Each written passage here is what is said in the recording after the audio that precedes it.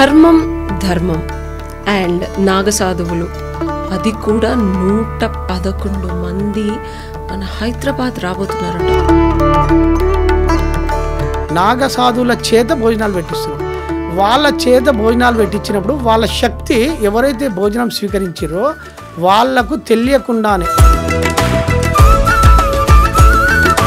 ఇక్కడ భోజనం చేసే వ్యక్తులు కూడా మౌనంలో ఉన్నప్పుడు వాళ్ళ శక్తి వీళ్ళకి ట్రాన్స్ఫర్మేషన్.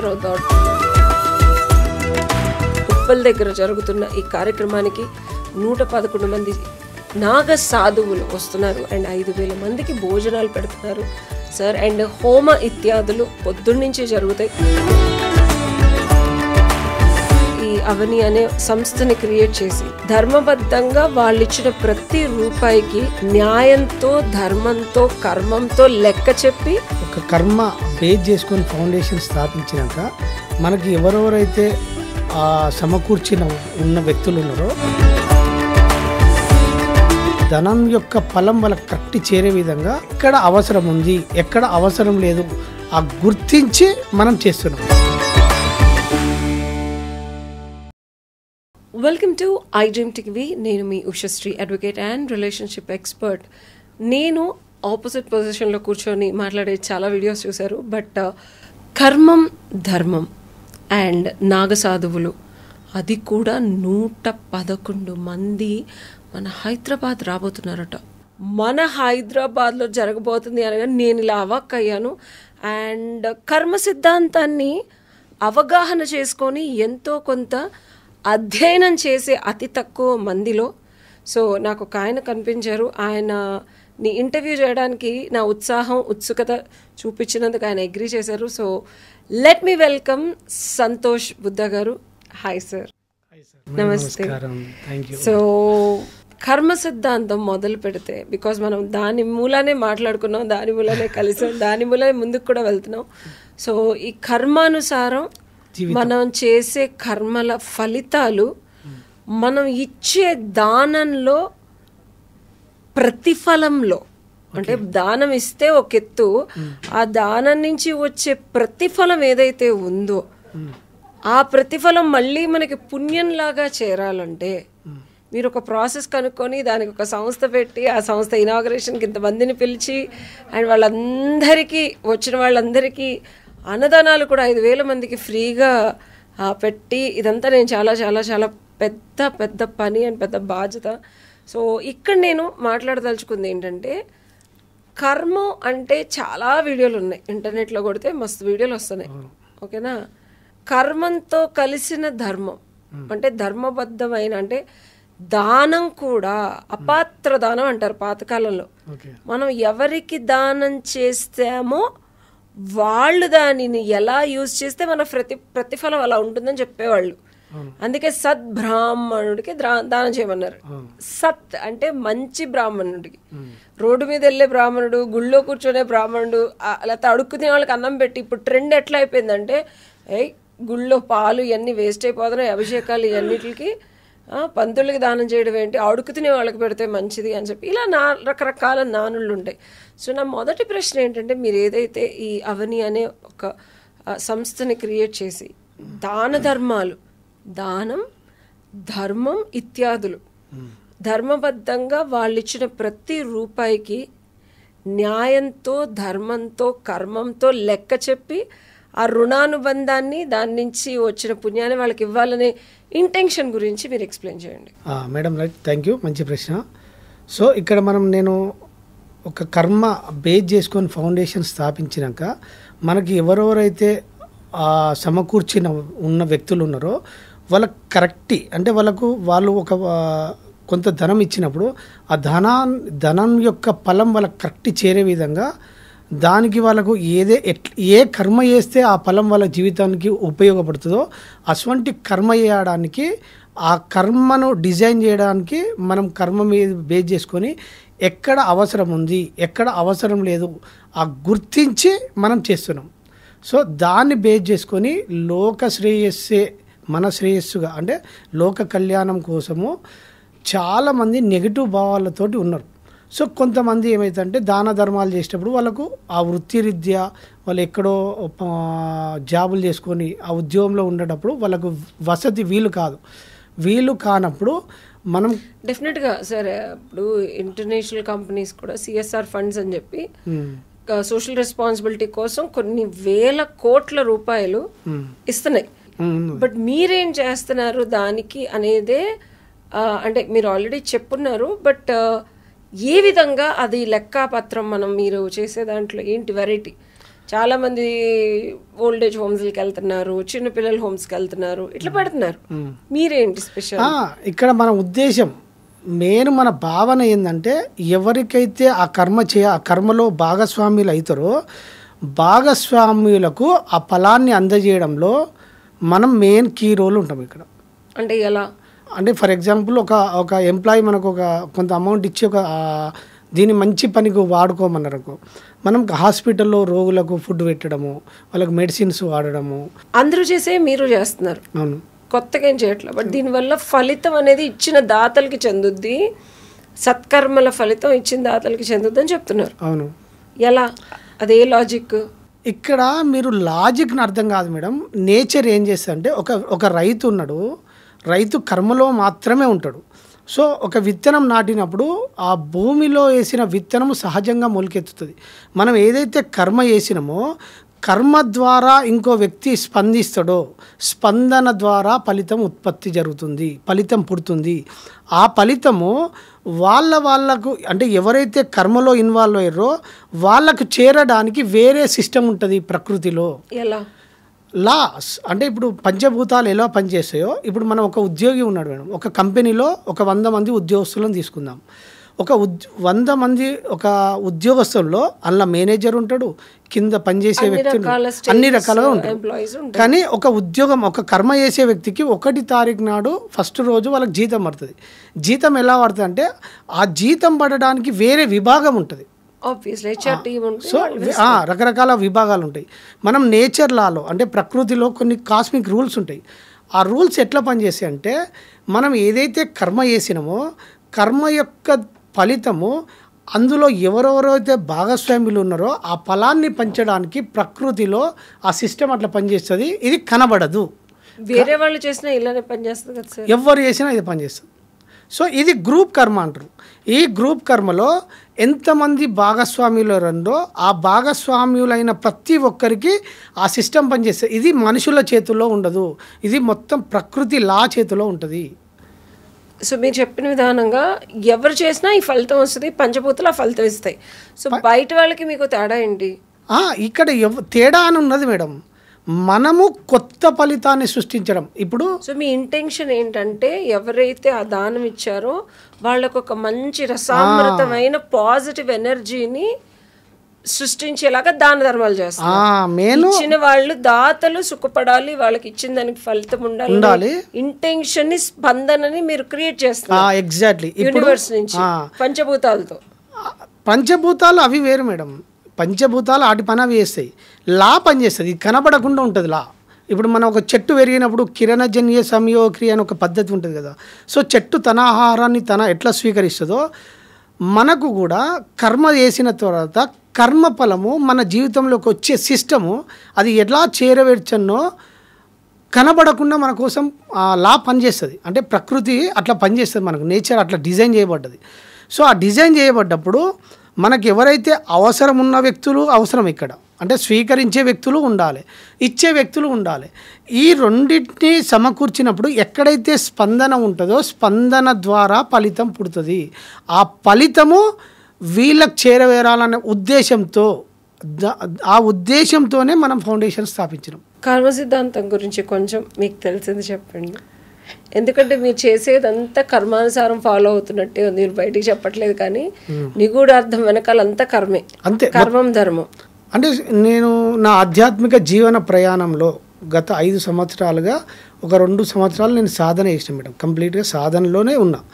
సాధన తర్వాత మనిషి లైఫ్ ఎలా నడుస్తుంది, అసలు ఎవరు నడిపిస్తారు అనే అన్వేషణలో మనిషి జీవితము కర్మ నడిపిస్తుంది, కర్మ తీసుకెళ్తుంది.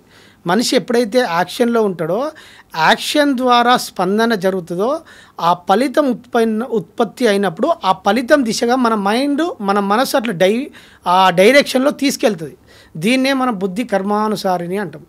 సో మనం ఏదైతే ఫలాన్ని సృష్టించినామో ఆ ఫలాన్ని ఎక్స్పీరియన్స్ మన అనుభవంలోకి రావడానికి మన మైండ్ సహజంగానే ఆ వేళ తీసుకెళ్తుంది మేడం. సో ఎక్స్పీరియన్స్ అవ్వడం అంటే మీ దృష్టిలో ఇప్పుడు నేను ఒక వ్యక్తిని గాయపరిచిన ఏదో రకంగా, లేకపోతే ఒక వ్యక్తిని సంతోషపెట్టిన, సో నేను ఏ వ్యక్తిని అయితే గాయపరిచిండో నా వల్ల ఆ వ్యక్తి ఏమైతే ఎక్స్పీరియన్స్ చేసిండో ఆ ఫలాన్ని నేను సృష్టించిన.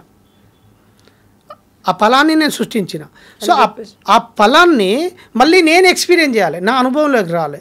నా అనుభవంలోకి రావాలంటే మళ్ళీ నన్ను అంటే నేను ఎక్స్పీరియన్స్ చేయడానికి ఇంకో వ్యక్తి రావాలి. ఇప్పుడు నేనైతే ఒక వ్యక్తిని గాయపరిచిన్నో ఆ వ్యక్తి ఎట్లా బాధపడ్డాడో ఎట్లా పెయిన్ ఫీల్ అయ్యిండో నేను ఆ ఎక్స్పీరియన్స్ చేయడానికి ఇంకో వ్యక్తి నేచర్ ఏం చేస్తాడంటే సేమ్ నన్ను ఆ డైరెక్షన్లో తీసుకెళ్ళడానికి ఇంకో వ్యక్తిని నాకు తెలియకుండానే నా జీవితంలోకి ప్రవేశించి ఇద్దరి మధ్యలో ఒక కార్యాన్ని డిజైన్ చేసి నేను బాధపడేటట్టు ఇంకో వ్యక్తిని డిజైన్ చేస్తుంది. ఇదే కర్మఫలం. సో మీరు ఏం చేసినా మీకు తిరిగి వస్తుంది. ఏ రకంగా చేస్తే సేమ్ పర్సన్ నుంచి కాకపోయినా ఇంకో పర్సన్ నుంచి అయినా డిజైన్ చేసి మరి మీ దగ్గర ఉన్న కసరత్తు చేసి మరి వడ్డీతో సహా వసూలు చేస్తుంది. 100% దాని ఎక్స్పీరియన్స్ వడ్డీ కాదు, చక్రవడ్డీతో సహా వసూలు చేస్తుంది. మీరు ఒక మాట అన్నారు అనుభూతి అని చెప్పి. కర్మకిను అనుభూతికి ఏమన్నా రిలేషన్ ఉందా? అంటే కర్మ అంటే చేయడము కర్మ, అనుభూతి అంటే ఎక్స్పీరియన్స్, మనం అనుభవంలో ఉండడం. దానికి ఏమైనా సెపరేట్ సిద్ధాంతాలు ఉన్నాయా? ఒక స్పిరిచువల్ పర్సన్ సాధన ద్వారా దీన్ని అవగాహన చేసుకున్నప్పుడు ఈ ఫలాన్ని నేను ఎక్స్పీరియన్స్ చేస్తున్నా. మామూలు వ్యక్తి ఏమో అనుభవంలో ఉండి పెయిన్ ఫీల్ అవుతాడు, బాధ ఫీల్ అవుతాడు, అందులో ఇరుక్కపోతాడు. అంటే ఒక నీటి ప్రవాహంలో ఎట్లుంటుందో జీవిత ప్రయాణము కర్మ ఫలాలు ఇరుక్కొని మనిషి దుఃఖంలో ఉన్నాడు. ఒక ఆధ్యాత్మిక సాధనలో ఒక స్పిరిచువల్ పర్సన్ ఈ సాధన అవగాహన అయితే దీన్ని బాధపడకుండా అనుభవంలో ఫీల్ అవుతాడు. అనుభవాన్ని ఎక్స్పీరియన్స్ చేసి ఇప్పుడు నేను గతంలో చేసిన ఆ ఫలాన్ని తిరిగి నేను ఎక్స్పీరియన్స్ చేస్తున్నా, నేను అనుభూతిని పొందుతున్నాను. బట్ అనుభూతే బాధ, అనుభవంలోనే విపరీతమైన అగాధం ఇవి ఉంటాయి కదా సార్, బయట ఎక్కడ ఉండవు కదా ఉండవు చెప్పాలంటే. ఓకే, బట్ కర్మ అనేది అనుభూతి అనుభవంలోనే కదా బట్ అనుభవించేది. సో ఇంకా మీరు ఇక్కడ 2 రకాలు ఉంటాయి మేడం. ఇక్కడ మన ముక్తి అంటేనే విడుదల, జస్ట్ లైక్ విడుదల. సో మామూలు వ్యక్తి ఏమో బాధలో ఉంటాడు, కానీ స్పిరిచువల్ పర్సన్ బాధలో ఉండడు. అంటే ఉంటాడు కానీ స్ప్లిట్ సెకండ్స్లో బయటకు వచ్చేస్తాడు. బయట వ్యక్తి 1 సంవత్సరం 5 ఏళ్ళు పట్టేది వీళ్ళకి 1 నెల 5 రోజులు పట్టిన వాళ్ళని కూడా చూసాను. ఇంత పెద్ద దెబ్బ తగిలింది జీవితంలో, అంతెందుకు నేనే చాలా విషయాల్లో ఎంత పెద్ద దెబ్బ తగిలినా మళ్ళీ బయటకు వచ్చేస్తాను. ఎఫెక్ట్స్ ఉంటాయి, అవన్నీ ఉంటాయి, లేకుండా ఉండవు, బట్ వీల్ కమ్ అవుట్ తొందరగా బయటపడతాం. సో మామూలుగా వీళ్ళకి పెయిన్ ఎందుకు ఉండదంటే, ఫర్ ఎగ్జాంపుల్ ఇప్పుడు మీకు ఒక అమ్మ ఉన్నది, ఒక స్త్రీ ఉన్నది. ఆ స్త్రీ ఆకలితో ఉన్నప్పుడు ఎవరో ఒక వ్యక్తి వచ్చి భోజనం పెట్టినప్పుడు ఇంకో వ్యక్తి బలవంతంగా గుంజుకున్నాడు అనుకో, అక్కడ బాధ ఉంటుంది. అదే తన కొడుకు తన పాపను వచ్చినప్పుడు అప్రయత్నంగానే తన పాపకు పెడుతుంది. సో ఇక్కడ పెయిన్ లేదు, ఇక్కడ అంటే జరిగిన సంఘటన ఒకటే, కానీ ఇక్కడ బాధ లేదు, ఇక్కడ దుఃఖం ఉన్నది. సో మామూలు వ్యక్తికి ఒక జ్ఞానికి అంటే సాధనలో ఉన్న వ్యక్తికి తేడా ఇది. పాప వస్తే తినమ్మా అని ఉంటుంది, బాబు వస్తే ఇంకా ఎక్కువ కబుర్లు చెప్తుంది. ఎగ్జాక్ట్లీ. నెక్స్ట్ దీనికి ఇంతమంది వస్తున్నారు కదండి, 111 సాధువులు వస్తున్నారు. ఇప్పుడు చాలామంది జనాలు వస్తారు, వాళ్ళతో మాట్లాడాలనుకుంటారు. బేసికల్గా అసలు నాగ సాధువులు అంటేనే దిగంబర్లు. వాళ్ళు అసలు మాట్లాడరు, ఎవరిని పట్టించుకోరు, ఎవరి మాట వినరు. సో ఎలా మీరు ప్లాన్ చేశారు ఈవెంట్, ఇంత పెద్ద ఈవెంట్? అవును, అయితే ఇక్కడ మెయిన్ కాన్సెప్ట్ ఏంది మేడం అంటే, మనము ఇక్కడ మనం చాలామందికి ఏదో ఒక మంచి ఫలాన్ని సృష్టించడం ఉద్దేశమే దీని వెనుక కారణము.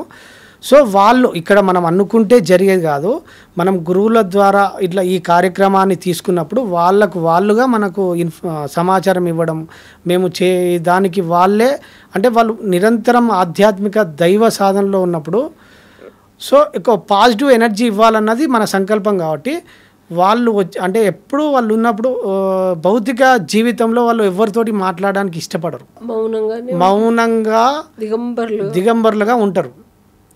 అట్లా ఉన్నప్పుడు ఏమైతుందంటే వాళ్ళు ఎప్పుడు శక్తితోటి కనెక్ట్ అయి ఉంటారు.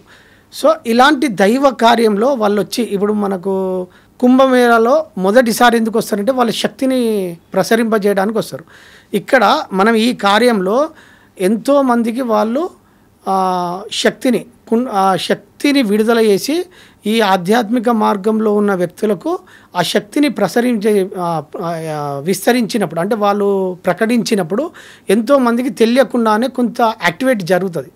సో అందులో కూడా వాళ్ళ చేతిలో మనం అందరికీ భోజనాలు పెట్టిస్తున్నాం. వచ్చిన చాలామందికి నాగసాధువుల చేత భోజనాలు పెట్టిస్తున్నాం.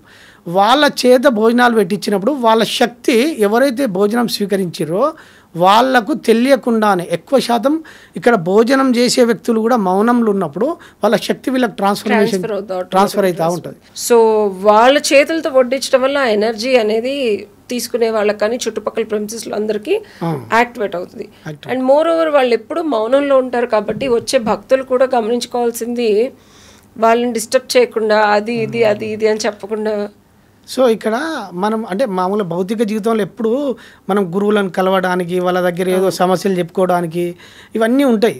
సో ఇక్కడ మనము వాళ్ళు కర్వలు వాళ్ళు ఏ వ్యక్తిని కలవరు, వాళ్ళు వస్తారు జస్ట్ ఆ ప్రోగ్రాంలో పాల్గొంటారు, ఏది చేయనో అది చేస్తారు.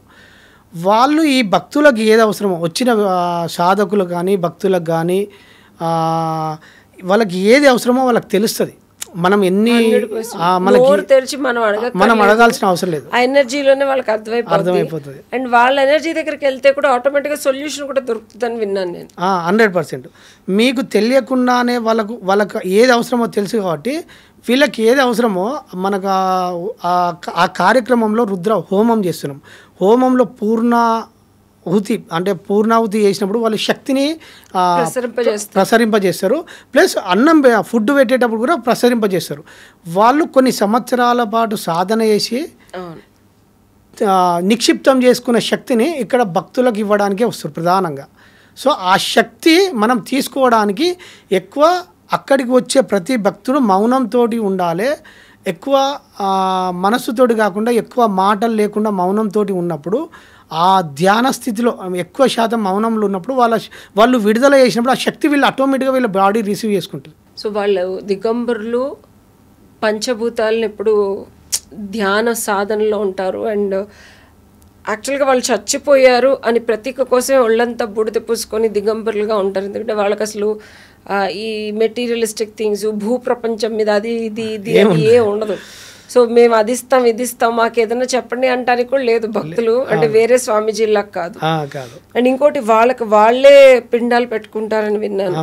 ఎందుకంటే వాళ్ళ కొత్త జీవితాన్ని మొదలు పెట్టుకోవడం కోసం ఉన్న జీవితం అంతం చేసేసి సో వాళ్ళ సాధన అంతా దిగంబరులుగా భగవంతు స్థితిలో శివయ్య స్టేజ్కి వెళ్ళటానికే ఉంటుంది మోస్ట్లీ. సో వచ్చే భక్తులు కూడా మనం అంటే దృష్టిలో పెట్టుకోవాల్సింది జస్ట్ మౌనంగా ఆ సాధన స్థితిలో ముందు రోజు ఒక 2-3 రోజుల ముందు సాధన చేసుకొని కనుక రాగలిగితే మనం ఎలా అయితే కారు ఇప్పుడు ఒక లాంగ్ డ్రైవ్కి వెళ్తున్నప్పుడు మనం సర్వీసింగ్ చేసి చక్కగా దానికి కావాల్సినవన్నీ వేస్తే ఏమవుతుందంటే మనకి డ్రైవ్ సేఫ్గా ఉంటుంది.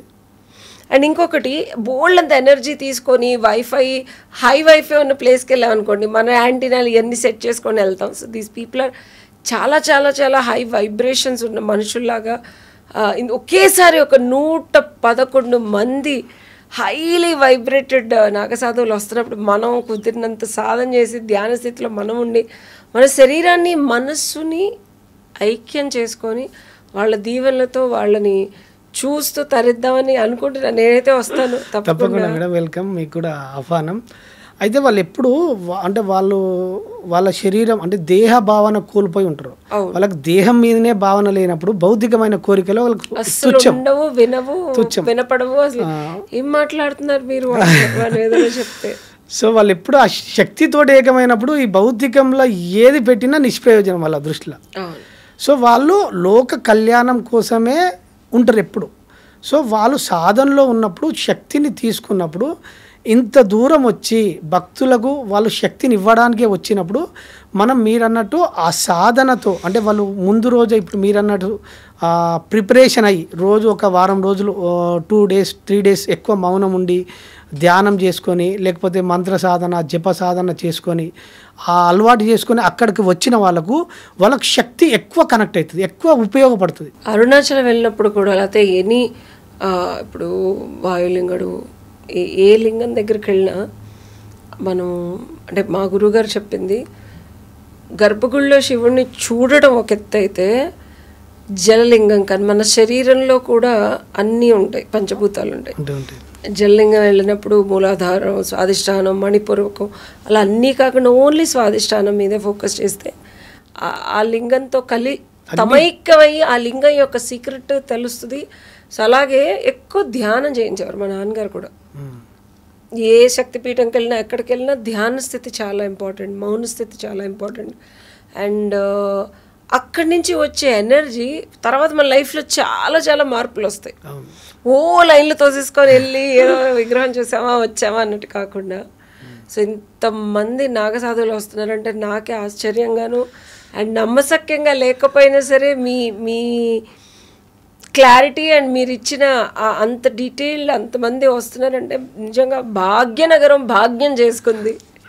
సో ఇంతమందిని ఒకేసారి చూడటానికి. అండ్ టు కంక్లూడ్ కర్మ సిద్ధాంతంలో సో నాకు కొన్ని అంటే ఇప్పుడు ఇది చాలామంది కర్మ సిద్ధాంతం అంటే యాక్షన్, మనం చేసే పని అండ్ దాని నుంచి ఏ ఫలితం వచ్చినా ఫలితం ఆశించకూడదని చెప్తున్నారు. బట్ మీరేమంటున్నారు?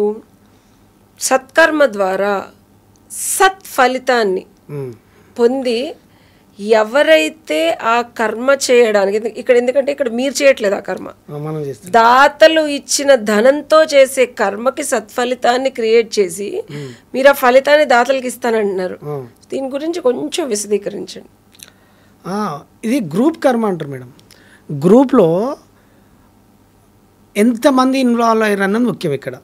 సో మనం గ్రూప్ కర్మ అంటే ఇప్పుడు రోడ్డు మీద వెళ్ళినప్పుడు ఒక వ్యక్తికి ఒక ఇంటి యజమానికి ఏమైనా జరిగింది అయినప్పుడు ఆ ఎఫెక్ట్ కుటుంబం మీద ఎట్లా పడుతుందో వీళ్ళు చేసే కర్మ ఆ గ్రూప్లో ఎంతమంది ఉంటే అంతమందికి ఇన్ఫ్లుయెన్స్ అవుతుంది. ఇది లా ఎట్లా డిజైన్ చేయబడ్డది అంటే ఇప్పుడు ఒక గ్రామం ఉన్నది, ఆ సర్పంచ్ అంటే ఆ గ్రామానికి ప్రథమ పౌరుడు సర్పంచ్ అంటాం. సో ఆ సర్పంచ్ ఏ నిర్ణయం తీసుకున్నా అంటే ఆ ఊరు మీద మొత్తం ఉంటుంది. అది ఒక నిర్ణయం తీసుకున్నప్పుడు ఏ స్థాయిలో ఆ స్థాయి నిర్ణయం జరిగినప్పుడు ఆ గ్రూప్ మీద ఎట్లుంటుందో ఇప్పుడు మనకి ఎవరెవరైతే సమకూర్చిర్రో ఆ సమకూర్చినప్పుడు మనం తీసుకున్న నిర్ణయం మనం ఎక్కడైతే చేరవేతునో ఆ నిర్ణయము ఆ గ్రూప్ మీద ఉంటుంది. అందుకనే తీసుకున్న నిర్ణయం చాలా క్లారిటీగా ఉండాలి. అండ్ గ్రూప్లో ఎవరెవరు ఉన్నారు, వాళ్ళు ఎలా ఆలోచిస్తున్నారు కూడా చాలా ఇంపార్టెంట్, చాలా ఇంపార్టెంట్. సో మీ గ్రూప్లో అందరూ పాజిటివ్గా చేసే వాళ్ళే ఉన్నారా? 100% మేడం. చాలా జెన్యూన్గా సేవ చేసే టీం ఉన్నది మనకు. ఓకే ఓకే అది అందుకనే ఎప్పుడు అంటే వీళ్ళు మనం ఎట్లా చేసినా వస్తుంది, అది లాపరంగా మనకి ఏది చేసినా వస్తుంది. సేవలో ఎవరెవరు పాల్గొన్నారు, సేవ చేసిన వారికి సేవకు సమకూర్చిన వారికి ఎవరెవరికి ఏది సమకూర్చనో అలా అట్లా డిజైన్ చేయబడ్డది, సిస్టమ్ అట్లా ఉంటుంది. సో అది మనం ఎప్పుడైతే జెన్యూన్గా చేయాలనుకున్నామో సంబంధించినప్పుడు మేము ఏం చేస్తామంటే జెన్యూన్గా ఎక్కడ అవసరం ఉంది ఎక్కడ అవసరం లేదు అని గుర్తించేసేస్తాం. కారణం అవసరం రెండు గమనించుకుంటూ ఎవరికి ఎంత ఇవ్వాలి అండ్ వాళ్ళు చేసిన దానికి కూడా సత్ఫలితం ఎంత వాళ్ళకి సమకూర్చుకోవాలనేది లా ఆఫ్ కర్మ చూసుకుంటుంది, మీరు చూసుకుంటారు. అంతేనా? అంతే అంతే. సో ఉన్న గ్రూప్ టీమ్మేట్స్ అందరినీ కూడా ఏకమత్యంగా ఒక కర్మబద్ధంగా పాజిటివ్ ఎనర్జీతో ముందుకు తీసుకెళ్తున్నారు. అండ్ ఈ ప్రోగ్రామ్ సక్సెస్ఫుల్గా అవ్వాలి. అండ్ హైదరాబాద్ వాసులందరూ, భాగ్యనగరం వాసులందరూ వాళ్ళ కళ్ళారా ఈ భాగ్యాన్ని చూడాలి అని మనస్ఫూర్తిగా కోరుకుంటున్నాను. అండ్ తప్పకుండా అందరూ November 2న ఉప్పల్ దగ్గర జరుగుతున్న ఈ కార్యక్రమానికి 111 మంది నాగ సాధువులు వస్తున్నారు అండ్ 5,000 మందికి భోజనాలు పెడుతున్నారు సార్. అండ్ హోమ ఇత్యాదులు పొద్దున్నుంచి జరుగుతాయి. మరిన్ని వివరాలు మీకు స్క్రోల్ అవుతూ ఉంటాయి. ఇంకా తెలుసుకోవాలంటే ఇన్ఫర్మేషన్ కింద డిస్క్రిప్షన్లో కూడా ఉంటుంది. తప్పకుండా ఇంత మహా యజ్ఞం లాంటిది నాకైతే. అంతమందిని ఒకేసారి ఒక బరిలోకి తీసుకొచ్చి వాళ్ళందరినీ ఒక దగ్గర కూర్చోపెట్టి వాళ్ళ ఎనర్జీలో మీరు కనుక పాలు పంచుకోవాలనుకుంటే తప్పకుండా మీకు తెలిసిన సాధనని చేసి రండి. ఆ డివైన్ ఎనర్జీలో మీరు కూడా మునిగి తేలండి. అండ్ ఆ పాజిటివ్ ఎనర్జీని హాయిగా సత్కర్మతో ఇంటికి తీసుకెళ్ళండి. And thank you so much sir. Madam, ఇంత పెద్ద కార్యము మనం అనుకుంటే జరగదు. సో ఇది మన వెనకాల గురుశక్తి, గురుబలం, ఈవెన్ వాళ్ళు సెలెక్ట్ చేసుకుంటే నేచర్, డివైన్ ఎనర్జీ శక్తి, ఆ శక్తి మనల్ని ఎంచుకుంటే తప్ప ఈ కార్యం మనం చేయలేము. బట్ మీకు ఎట్లాగా ఇలాగా మొదలైంది సార్? అంటే మనకు కొందరు గురువులు ఉన్నారు మనకు తెలిసిన వాళ్ళు. ఆ గురువుల ద్వారా వీళ్ళందరూ పరిచయము. ఓకే. సో ఆ పరిచయం అయినప్పుడు మనకు ఒక ఇంతకుముందుకు ఒక షార్ట్ ప్రోగ్రామ్ చేసినాము. అప్పుడు కొంతమంది ఇన్వైట్ చేసినాము. ఓ, ఎప్పుడు? Last year. So last year ఒక చిన్న ఒక ఈవెంట్ చేసినాము. అందులో వచ్చారు. ఎక్కడ? ఇక్కడనే హైదరాబాద్లోనే. సో 20 మంది వచ్చారా? 20 మంది వచ్చారు. కానీ వాళ్ళు అఘోరాలు వచ్చారు. ఇప్పుడు నాగా సాధువులు వస్తారు. Okay okay. మీరు చూసారా అఘోరాల్ని? చూసినా. అవునా? పర్వతాపుర అని ఉంటుంది, అక్కడ అమ్మ ఉంటుంది. 45 years నిరాహార యోగిని ఉంటుంది. అమ్మ ఎప్పుడు అండర్ గ్రౌండ్ లో తపస్సు చేసేది. ఇంతకు నన్ను తీసుకెళ్తారా? తప్పకుండా, ఎందుకైనా. ఓకే. అయితే అమ్మని చూడ్డానికి వచ్చేటోళ్ళు. అమ్మ దగ్గర నాగదండం ఉంటుంది. సో ఒక యోగి నాగదండం ఇచ్చిన అమ్మకు. ఇది హైదరాబాద్ లోనేనా? హైదరాబాద్లోనే.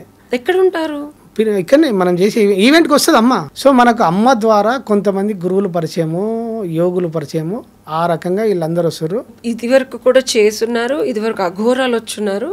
సో అది ఓన్లీ క్లోజ్డ్ గ్రూప్ కి చేశారు.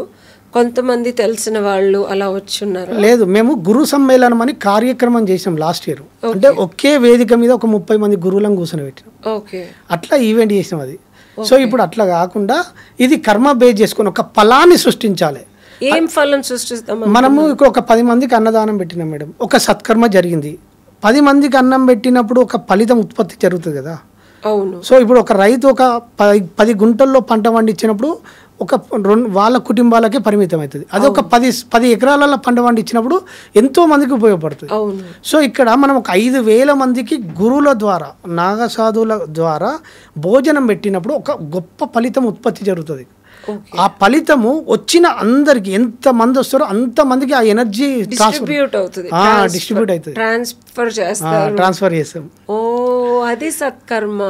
ఇది ఒక రకంగా ఫలితాన్ని సృష్టించి వాళ్ళందరికీ ఉపయోగపడేటట్టు అందరూ కంపల్సరీ వస్తే పాజిటివ్ ఎనర్జీ తీసుకోవచ్చు. ఎగ్జాక్ట్లీ. Okay okay okay.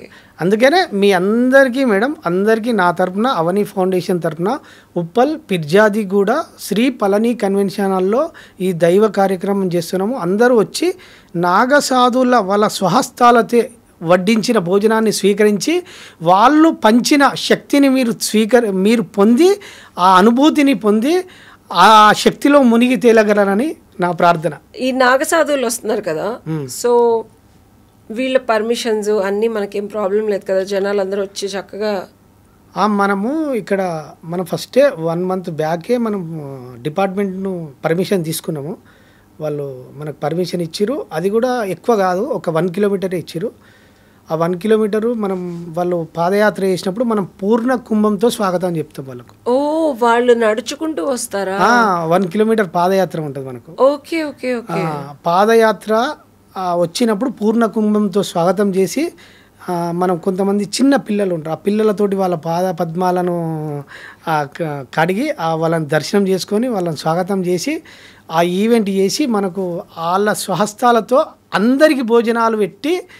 అంటే ఇక్కడ మన భావన ముఖ్యం మేడం, మన ఉద్దేశం ముఖ్యం. మన ఫలితం ఎట్లా నిర్ణయించబడుతుంది అయితే మన ఉద్దేశమే ఫలితాన్ని నిర్ణయిస్తుంది. ఓకే. మన ఉద్దేశమే ఫలితాన్ని సృష్టించడానికి కారణమవుతుంది. సో ఇక్కడ మన భావన ఏంటంటే సాక్షాత్తు పరమశివుని దూతలే నాగసాధువులు కనుక వచ్చే భోజనం చేసే వ్యక్తులు భగవంతుడు భోజనం పెట్టినట్టు ఫీల్ అవుతారు. వీళ్ళు తినేవాళ్ళు, వీళ్ళ లోపల భగవంతుడు చైతన్యం ఉంది కనుక వీళ్ళు తినేవాళ్ళు కూడా భగవంతులే. అంటే ఇక్కడ నాగసాధువులు డైరెక్ట్ శివుడికే భోజనం వడ్డిస్తున్నానన్న ఇంటెన్షన్ తో వడ్డిస్తారు. సో నార్మల్ పీపుల్ లో శివశక్తిని చూస్తారు వాళ్ళు. ఎగ్జాక్ట్లీ. సో మనం కూడా ఆ భగవత్ స్థితిని, ప్రతి మనిషిలోనూ భగవంతుడు ఉంటాడు, బట్ ఆ ఒక్క రోజైనా సరే ఆ భగవత్ స్థితిని ఎరుకతో యాక్టివేట్ చేసుకున్నాం అనుకో, ఆనందంతో భోజనం చేస్తారు. ఇప్పుడు మీరు మామూలుగా చూసుకోండి మేడం, ఒక దేవాలయాల కాడ జస్ట్ పప్పు ఇంత కూర ఒక కర్రీ పెడతారు, అంటే అక్కడ అన్నం పెట్టినప్పుడు మనకు ఒక తెలియని ఆనందం జరుగుతుంది. మామూలుగా మనం ఇంట్లో భోజనం చేసిన, నేను ఎప్పుడు ప్రసాదాలు పెట్టిన లైన్ల నుంచి అసలు చాలా ఈవెన్ బయట ఫంక్షన్ హాల్లో భోజనం చేసినా అంత టేస్ట్ అనిపేది లేదు. కంపల్సరీ రోడ్డు మీద అయినా, ఇప్పుడు గుళ్ళు బయట ప్రసాదాలు పెడతారు కదా, మా ఫ్రెండ్స్ అంటారు ప్రసాదం ఎక్కడ దొరికినా వెళ్ళి తినేస్తాను అంటే దానిలో ఉండే చాలా మందికి అర్థం కాదు ఏంటంటే అది భగవంతుడికి అర్పించి పెట్టే ప్రసాదంలో ఎనర్జీ ఉంటుంది, ఏదో వండేసి బయట పెట్టే ఇది కాకుండా. అండ్ దట్టు సాక్షాత్తు నాగసాధువుల చేతుల మీద, అంటే వాళ్ళ భావం మనలో భావోద్వేగాన్ని రేకెత్తిస్తుంది, భగవంతుడిని లేపేలా చేస్తుంది 100%. నేను అది ఒప్పుకుంటాను, ఎందుకంటే దాని వల్ల గొప్ప ఫలితం సృష్టించబడి ఆ ఫలితం ఆ గ్రూప్ లో ఎంత మంది ఉన్నారో అంత మందికి ఉపయోగపడుతుంది. కార్తీక మాసం ముందు ఇంకా ఆ సోమవారాలు ఇంకా స్టార్ట్ అవ్వకుండా, అంటే వాళ్ళు ఏమి చేసినా లోక కళ్యాణం కోసం, ఇక్కడ ఆధ్యాత్మిక సాధన చేసినా సృష్టి అంటే లోక కళ్యాణం కోసమే చేస్తారు. వాళ్ళు లోక కళ్యాణమైన పనులు చేస్తేనే వస్తారు వాళ్ళు. అర్థమైంది, నేను అదే చెప్తున్నా. ఇంటెన్షన్ అసలు వాళ్ళు వస్తున్నారు, ఇలా భోజనం వడ్డిస్తారు అంటేనే ఇది చాలా గొప్ప విషయం. అండ్ వాళ్ళ ఇంటెన్షన్ ఇంత మందిలో జాగరణ చేయడం భగవత్ స్థితిని. అండ్ శివరాత్రి స్టార్ట్ అయింది, ఎంతమందికి ఫోన్ కాల్ వస్తాయి. అందుకే కార్తీక మాసాన్ని ఎంచుకున్నాం మేడం, పరమశివునికి అత్యంత ప్రీతికరమైన మాసం. అండ్ వాళ్ళు పూజించేది కూడా ఆయన్నే కాబట్టి ప్రతి మనిషిలోనూ, మీ ఈవెంట్కి అటెండ్ అయిన ప్రతి మనిషిలోనూ లింగ ఆవిర్భావం జరగాలి, ప్రతి శరీరంలోనూ భగవంతుడు వాళ్ళని వాళ్ళు చూసుకోవాలని మనస్ఫూర్తిగా కోరుకుంటున్నాను. మేడం థ్యాంక్ యూ, కృతజ్ఞతలు.